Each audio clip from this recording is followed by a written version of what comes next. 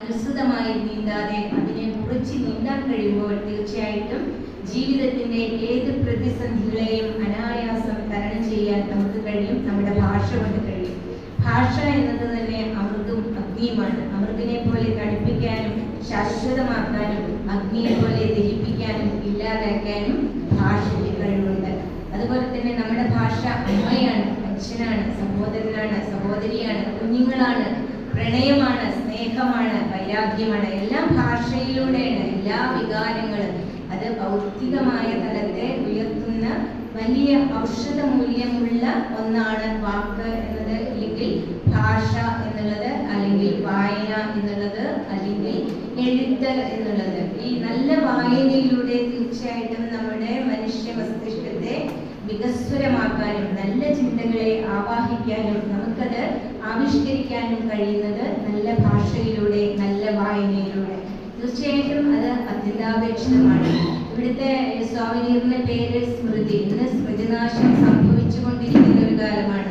എല്ലാവരും ഫോണിന്റെ ഉള്ളിൽ അല്ലെ, ഒരു വീട്ടിൽ 4 പേരുണ്ടെങ്കിൽ 4 റൂമുകളിൽ അവനവന്റെ ഫോണിന്റെ ഉള്ളിലേക്ക് വലിഞ്ഞു പോകുന്ന, വളരെ സങ്കുചിതമായി കൊണ്ടിരിക്കുന്ന, അവനവൻ തന്നെ ഇല്ലാതായിക്കൊണ്ടിരിക്കുന്ന, അത് സ്മൃതിയെയും ബാധിക്കുന്ന വലിയൊരു വിപത്തായി കൊണ്ടിരിക്കുകയാണ് സത്യം പറഞ്ഞാൽ ഈ സ്മാർട്ട് ഫോണുകളൊക്കെ. അത് നല്ലത് എന്നതുപോലെ തന്നെ അത് വിപത്തുകളെ സൃഷ്ടിക്കാൻ ഉതകുന്നതുകൊണ്ട്. അപ്പൊ അതിലൊക്കെ നമ്മൾ മാറി ഇത്തരം ബഹുസ്വരതയിലൂടെ, അല്ലെങ്കിൽ സാമൂഹ്യ പ്രവർത്തനങ്ങളിലൂടെ, ഇത്തരം കൂട്ടായ്മകളിലൂടെ പരസ്പരം നേരിട്ട് കണ്ട് അഭിവാദനം ചെയ്തുകൊണ്ട് പരസ്പരം ഷെയർ ചെയ്യാൻ കഴിയുക എന്നുള്ളത് വലിയൊരു ഊർജമാണ് നമുക്ക് കിട്ടുന്നത്.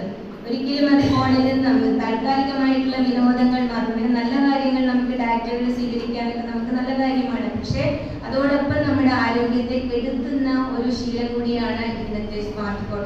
ഞാൻ പല ഇടത്ത് പോകുമ്പോഴും പലപ്പോഴും പല സദസ്സുകളിലും എല്ലാവരും തലകുലിഞ്ഞ് അവനവന്റെ ഫോണിലേക്കുള്ള നോട്ടമായിട്ടായിരിക്കും ഇരിക്കുക. സത്യത്തില് ഒരു പരിപാടി നടക്കുമ്പോൾ തീർച്ചയായിട്ടും ആ വേദിയെ ഊർജം നൽകുന്നത്, അല്ലെ, ആ വേദിയെ ശക്തിപ്പെടുത്തുന്നത്, അല്ലെങ്കിൽ അവിടെ നിന്ന് സംസാരിക്കുന്ന ആൾക്ക് പ്രസാദാത്മകത നൽകുന്നത് സദസ്സാണ്. അത് ഒരു പ്രസംഗം മാത്രമല്ല, നൃത്തമായിക്കോട്ടെ, സംഗീതമായിക്കോട്ടെ, മറ്റേത് കലാരൂപങ്ങളായിക്കോട്ടെ, അവരുടെ ശക്തി എന്നുള്ളത് സദസ്സാണ്. അപ്പൊ അത് കഴിയുന്നവരെങ്കിലും കുറച്ചു നേരമെങ്കിലും ഇഷ്ടമല്ലെങ്കിലും അവരെ കേൾക്കാൻ തയ്യാറാവുക എന്നത് സദസ്സിന്റെ ഒരു ഉത്തരവാദിത്തമാണ്, ധാർമ്മികമായ ഉത്തരവാദിത്തമാണ്. തീർച്ചയായിട്ടും നമുക്ക് ഇവിടെ മലയാളം മിഷന്റെ കാര്യങ്ങൾ, കുട്ടികൾ കവിത ചൊല്ലുന്നവരൊക്കെ എനിക്കറിയാം, പഠിപ്പിക്കുന്നവരെ അറിയാം.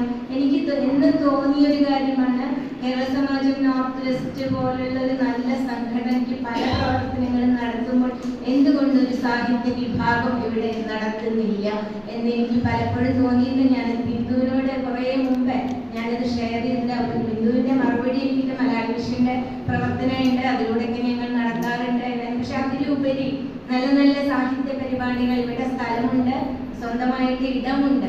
പലർക്കും സ്വന്തമായി ഇടമില്ലാത്തവർ ഇത്തരം പുരോഗമനപരമായ സാഹിത്യ പരിപാടികൾ മനുഷ്യന്റെ ബൗദ്ധികമായ നിലവാരത്തിന് വളർച്ചയ്ക്ക് വേണ്ടി, നമ്മളൊക്കെ സ്ഥലമില്ലാതെ നമ്മൾ അഡ്വാൻസ്, നമ്മൾ കയ്യിലില്ലാത്ത പൈസ പിരിച്ചെടുത്താണ് പല പരിപാടികളും നടന്നത്. പക്ഷെ ഇത്രയും സാധ്യതകൾ ഉണ്ടാവുമ്പോൾ എന്തുകൊണ്ട് അങ്ങനെയൊരു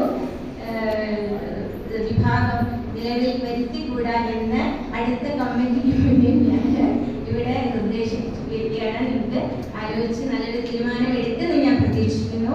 എന്തായാലും സാഹിത്യം എന്നുള്ള ശബ്ദവും മതവും ചേർന്നതാണ്. അത് ഭാഷയില്ലാതെ നമുക്ക് ജീവിതമില്ല, ജീവനില്ല. ഭാഷയുണ്ടെങ്കിൽ തന്നെയാണ് നമുക്ക് ഏത് നമ്മുടെ വിവർത്തനത്തിലൂടെ സുധാകരൻ സാർ എത്രയോ കൃതികൾ കന്നഡത്തിൽ വിവർത്തനം മലയാളത്തിലേക്ക് ചെയ്തത് കൊണ്ട് മാത്രം കന്നഡ വായിക്കാൻ അറിയാവുന്ന എത്രയോ പേർക്ക് ആ കൃതികളിലൂടെയാണ് നമ്മുടെ കർണാടകയുടെ ഭൂമിശാസ്ത്രം മനസ്സിലാക്കാൻ കഴിയുന്നത്, അല്ലെങ്കിൽ ജീവിതത്തെ കുറിച്ച് അറിയുന്നത്, സംസ്കാരത്തെ കുറിച്ച് അറിയുന്നത്, എല്ലാം അതിലൂടെ. അപ്പൊ വിവർത്തനത്തിലൂടെ നമ്മൾ ആഗോളതലത്തിൽ ഇന്ന് സഞ്ചരിച്ചു കൊണ്ടിരിക്കുന്നുണ്ട്. എല്ലാ ഭാഷയിലും വിവർത്തനങ്ങൾ നടക്കുന്നത് നല്ല നല്ല കൃതികളിലൂടെ. തീർച്ചയായിട്ടും അതൊക്കെ വായിക്കുമ്പോൾ നമ്മളൊക്കെ വളരെ തുച്ഛമല്ലേ എന്ന് എനിക്ക് പലപ്പോഴും തോന്നിയിട്ടുണ്ട്. ഇപ്പൊ ഈ കഴിഞ്ഞ വർഷം 2024 കേരള സാഹിത്യ അക്കാദമി അവാർഡ് നേടിയ ഹരിദാസ് സാഹിത്യയുടെ സീൻ എന്ന നോവല്, അത് വായിക്കുമ്പോൾ അതിവിടെ ടർക്കി കേന്ദ്രമാക്കിയാണ് അവർ ആ പ്രമേയം അവതരിപ്പിച്ചത്. പക്ഷെ നമ്മള് ഇന്ന് ജീവിക്കുന്ന ഈ കാലഘട്ടത്തിലെ ഒരു കലാഭൂമിയാണ് അവർ